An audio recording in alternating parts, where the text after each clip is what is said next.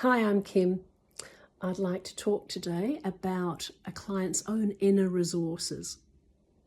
So often when people come to see us, they're not a blank slate or completely bereft of ideas to solve their problem. In fact, they've probably been trying all sorts of things, whether it's a certain skill or strength against the problem, or I always say, well, what have you been putting in the search engine?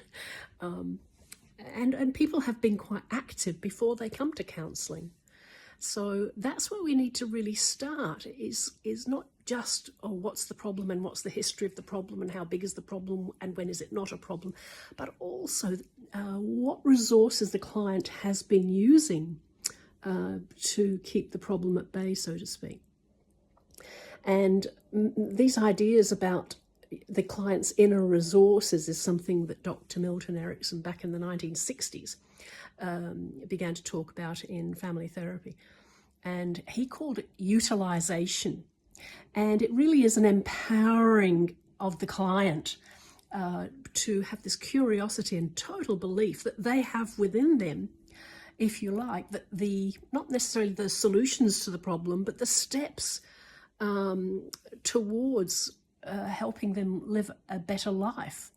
And maybe the problem won't ever completely disappear, but they've already got so much more, and we aren't the experts. In narrative therapy, we always say, the client's the expert. If you like, we might be the expert in time management of the session, which I think is actually very important for everyone. And potentially asking questions which elicit some kind of leaning back, and people look up and go, oh.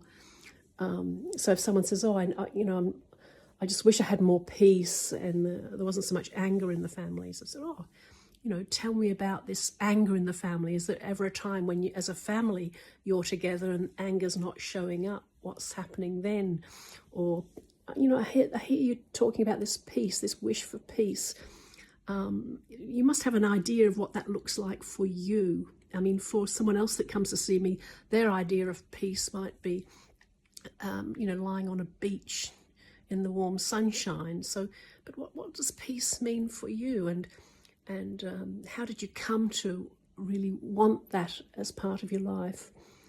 So the questions we ask help the people elicit these resources in their life. And it does remind me of a little story, which I will end with.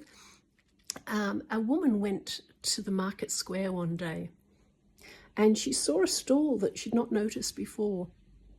And she went inside, and there were all sorts of jars and containers on the shelves. And this great being stood behind the counter, and there was like a shimmering light around them. And she said, what is this shop? And who are you? And this person said, I am the creator being. I make everything. And she said, oh, I've come to the best shop ever. This is the one I need. Oh, I need more financial security, and I need more happiness for my children.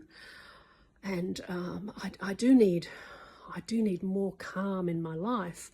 And the creator being said, whoa, wait a minute. I'm selling seeds. Which seeds would you like? So that's one of my favourite stories. I hope you like it.